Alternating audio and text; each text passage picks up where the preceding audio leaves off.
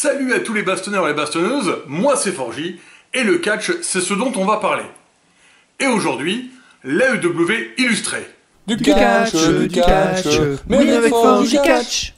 Récap de la route de Wrestle Dream. Pas toujours facile d'être raccord sur le timing. Wrestle Dream a eu lieu dimanche, forcément, on a envie de parler du match de dingue entre Danielson et Zack Sabre Jr. ou de l'arrivée du grand, du légendaire Rated R Superstar Edge Adam Copeland. Et tellement plus encore. Mais pour rendre hommage à ce spectacle, on va faire les choses dans l'ordre et parler des 3 shows de la semaine passée. J'entérine le fait de faire une vidéo pour les 3 shows de la semaine parce que je me rends compte d'à quel point maintenant ils sont complémentaires dans la construction des événements. Il faut donc faire les 3, pas forcément exhaustivement, mais surtout les points forts de la construction hebdomadaire. Wrestle Dream sera donc en suivant. Dynamite du mercredi 27 septembre. Rey Fénix contre Jeff Jarrett. C'est la traditionnelle défense du titre international. On a ici notre dose de Phoenix et plus tard notre dose de Penta. Comme ça, ils sont actifs avant le 4-way tag team à Wrestle Dream. Le match, de la gruge de la Jarrett Family et des super moves de Rey Fénix. On va pas s'étendre, hein. Il y a du low blow, il y a du géant, mais surtout, dans les airs, on a du Mexicain volant. Victoire de Rey Fénix, et ça mérite bien un pouce bleu ça. Allez, Adam Cole et MJF sur un bateau.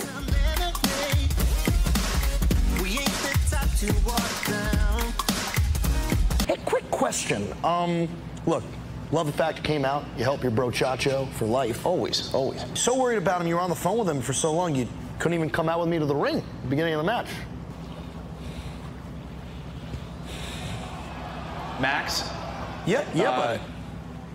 You didn't bring me out here to hit me with the dynamite diamond ring and then throw me overboard, did you? That is like the last thing I would do. That's insane. Dude, I almost got caught the last time I threw a mother overboard, so this is great. Dude, what the? Wait, Max. Oh, you got a bite. You got a bite. I got a bite. I got you. I got a bite. I think I got something.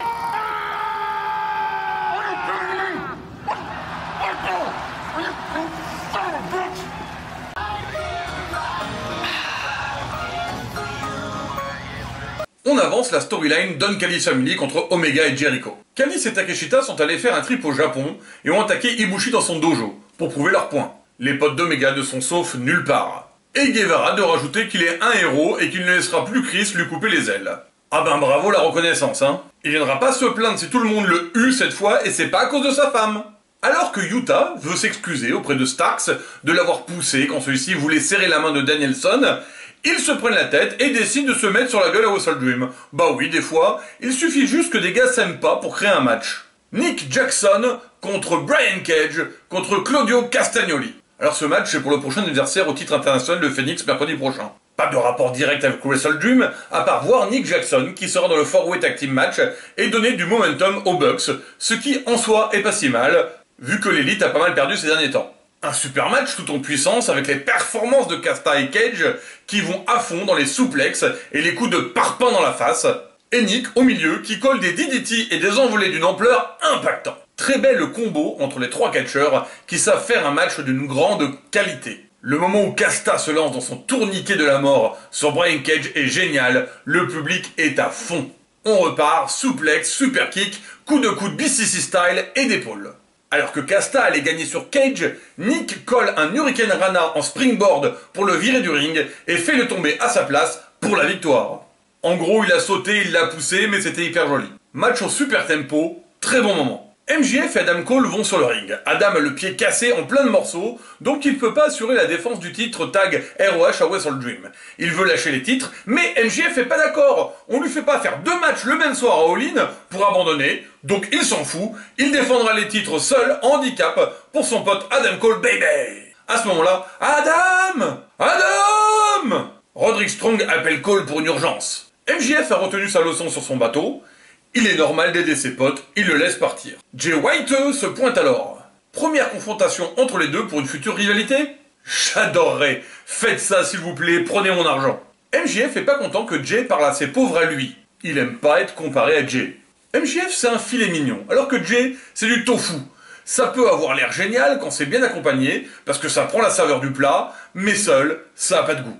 Jay trouve que MJF est devenu faible, qu'Adam Cole l'a rendu faible. C'est pas aussi intéressant qu'il l'aurait voulu de l'affronter, alors il va lui prendre sa ceinture, hein, tout simplement. Bon, ça se cherche encore, mais ça se chauffe bien quand même. Jay a pas trouvé son meilleur angle d'attaque, mais ça viendra avec le temps, s'ils font le nécessaire pour développer ça, et vraiment, j'espère qu'ils vont développer ça. Christian parle donc mort, de papa mort, de la maman de Nick Wayne, parce qu'il aimerait bien se serrer la maman de Nick Wayne. Bref, un vrai père de famille ce Christian, c'est le papa de tout le monde. Et à Wrestle Dream, il compte bien prouver que son règne de champion TNT fait de lui le meilleur. Et il voudrait aussi le titre de meilleur papa, je pense. De son côté, Darby est chaud pour mourir sur le ring. Si, c'est son truc à lui, ça, mourir sur le ring. Austin Gunn contre Matt Jackson, contre Orange Cassidy, contre Penta El Zero Miedo. Un gars de chaque équipe du 4-Way Tag Team. Le match est super. Comment il pourrait en être autrement de toute façon? Les Gunns sont vraiment gagnés en aura. Ils ont une amplitude de dingue. Je les adore, tout simplement. Ce match est dynamique, Austin se prend un peu les charges des autres équipes, seul vrai heel du match, mais les contres, les frappes et les enchaînements sont juste hallucinants. Regardez-moi un peu ça. And that is Orange Cassidy and Hook, but no shortage of Orange Cassidy and Hook as now suplexes. Matt Jackson, Penta, himself a snap. Another one. Yeah, that worked. There you go. It's quick into your opponent. Done, snaps. Matt Jackson with that history of lower back and lower back. Oh, nice reversal there by Penta. Going all around the hole. Take a lot out. No, I don't think I have either. They way out. Penta got the best of it. Saut, renversement, DDT, tout y passe. Clairement encore un match grand spectacle qui donne un vrai rythme au show. Et ils y mettent du leur, ils sont totalement épuisés sur le ring, ça promet pour Wrestle Dream. Matt fait une Northern Light suplex sur tout le monde et il passe à pas grand chose de gagner sur une triple élimination, rien que ça. Ça repart de plus belle, tout le monde a sa chance. Finalement, Cassidy met son Orange Punch pour la victoire. Alors, qui va gagner au pay-per-view, les Bucks ou Orange et Hook? Julia Hart contre Willow Nightingale. On nous l'a construit très forte la petite Julia depuis la semaine dernière. Et c'est vrai que ça marche bien, elle est un vent de fraîcheur, en plus le duo avec Brody King fonctionne à merveille. Elle aura un autre match à collision mais celui-là est le meilleur. Ça combine très bien avec Willow et du coup c'est très agréable. La présence de King permet à Julia d'avoir du momentum. Pas si facile que ça tout de même de battre Willow, mais Julia prend le dessus grâce à son moonsault de la troisième corde pour la victoire. Ensuite, Brody fait le garde du corps contre Statlander pour sortir tranquille de l'arène. Échange très intense entre Swerve et Hangman. Spoiler direct, un des meilleurs matchs de Wrestle Dream. Le pitch est simple, Swerve veut monter dans la carte, Hangman dit que les mots ont résonné en lui et qu'il s'est sorti les doigts du cul depuis. Et Swerve lui dit qu'il se trompe totalement et que tout ça n'a absolument rien à voir avec lui. Il s'en fout de qui il est. Il veut juste sa place, monter dans la hiérarchie. Et je vous le dis, il le mérite, donnez un titre à Swerve. En attendant, Hangman dit avoir toujours mérité sa place et avoir transformé ses chances. Et c'est vrai. Puis, il lui plante le stylo dans la main. Voilà, comme ça ils sont vénères et on va avoir un match de ouf. Ah, et puis avant de finir Dynamite, pour les semaines à venir, Jay White se fait tabasser par des hommes en noir, dont un porte le masque de démon de MJF. Histoire de lancer des spéculations, hein. Alors, c'est qui ces gars? Hypothèse dans les commentaires, puis pouce bleu et on s'abonne. Allez, Rampage du 29 septembre. J'irai sûrement vite sur pas mal de choses, Dynamite était très chargé. Les acclamés contre les Hardy et Brother Zay. C'est un match pour le titre trio, un bon match. Zay est vraiment cool à regarder. Il est un bon élément dans ce trio, permettant aux Hardy de se concentrer sur leur spot et donnant du tempo au reste du match. Du coup, c'était cool et divertissant, et victoire des acclamés. Bah oui, quand même, c'est les champions. Hein.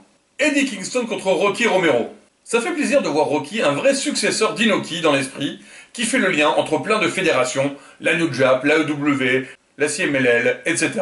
Il est mobile et a une super alchimie avec son adversaire dans le ring. Comme beaucoup de matchs, ça mérite plus que quelques mots. Mais là, le sujet est surtout la confrontation après-match entre Kingston et Shibata. Un duel pour les deux titres dédiés au pay-per-view. Moi, Shibata, je suis toujours client, même quand c'est pas un match principal, donc fort j'y content. Histoire d'être un peu pertinent, les vertueux écrasent des gars. Oui, les Right House. Ils le feront aussi à collision. Leur équipe est cool, et leurs clips ont des messages plutôt fun sur la situation MJF et Adam Cole bébé. Mais bon, là on les montre juste actifs pour qu'ils fassent un peu crédible contre MJF au pay-per-view. Hikaru Shida bat Rubiso. Le match est efficace et divertissant, elle s'envoie du lourd sur la tête, mais la seule qui m'intéresse un peu dans toute cette storyline du titre féminin principal, c'est Toni Storm, je dois l'avouer. dont je trouve le personnage hyper cool en ce moment. Donc, j'avoue, je m'en fous un peu. Vous en pensez quoi, vous, de toute cette histoire sur le titre féminin? Allez, dites-moi ça en commentaire. Troisième show de la semaine, collision du 30 septembre. Andrade contre Juice Robinson. Suite du match Andrade-Jay White de la semaine dernière, j'espère qu'ils sont en train de construire quelque chose pour Andrade, je l'adore. Peut-être avec CJ, la femme de Miro. Je vais pas m'étendre vu que c'est une storyline un peu diffuse pour l'instant, mais c'est un super match. Juice est horripilant à souhait, excessif, survolté, juste génial. Andrade est un monstre sur le ring, virevoltant, puissant, impactant, explosif. Tout ce qu'il fait me rend heureux. Alors regardez ces matchs, c'est du bonheur à l'état pur. Double coup de genou, revers du coude, puis DDT, victoire d'Andrade, et ça fait plaisir. Suite du portrait de star de Toni Storm, elle est totalement tarée, elle est complètement sur une autre planète. Ce rôle lui va merveille. A Star is Born. Best Friends contre The Kingdom. Pas d'histoire directe et j'avoue ne pas être un grand fan du Kingdom. Attention, j'aime beaucoup l'histoire avec Roderick Strong, vraiment fun et qui me tient en haleine du dénouement. Mais pour ce qui est des matchs, je préfère largement les Best Friends qui nous font un magnifique double pile driver de toute beauté. Le Kingdom fait aussi un pile driver combiné et gagne avant d'aller rejoindre Roderick. Du coup, next strong. Jericho et Omega contre les Gates of Agony. Ils se préparent pour leur match trio contre la Don Callis Family. Ils sont bons, ils sont légendaires, ils sont prêts. Ils vont rigoler un peu sur le concept du vont-ils pouvoir coexister? Ils ont un ennemi commun, c'est clair dans leur tête. Du coup, même si les Samoans sont très bons, ils n'ont aucune chance. Les deux piliers de l'AEW sont des catcheurs d'élite, si je puis dire. Malgré les machinations des adversaires, le résultat ne fait aucun doute. L'enchaînement de la victoire est juste parfait.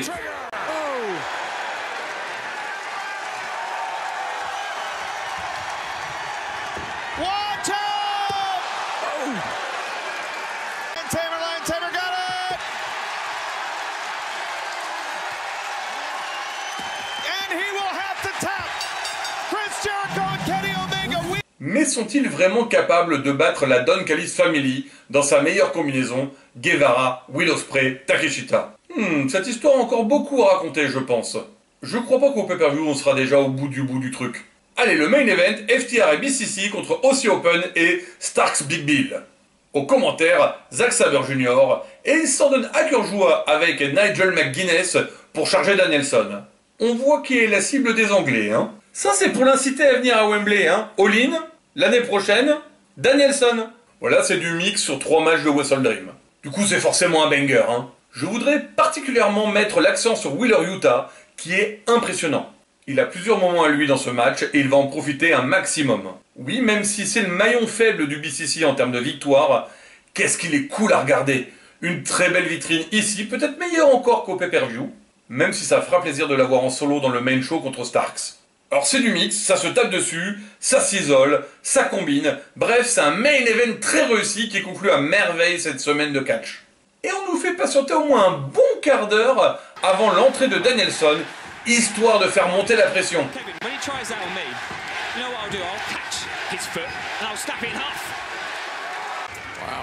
I don't doubt it. Hold on. Oh, is your phone ringing again? Ring, ring. Watch out, Starks into the outside. Starks getting out quick there. Very rare. That won't work for me. It's our bloody move. See. Danielson, topside. There's another one of his brain cells gone.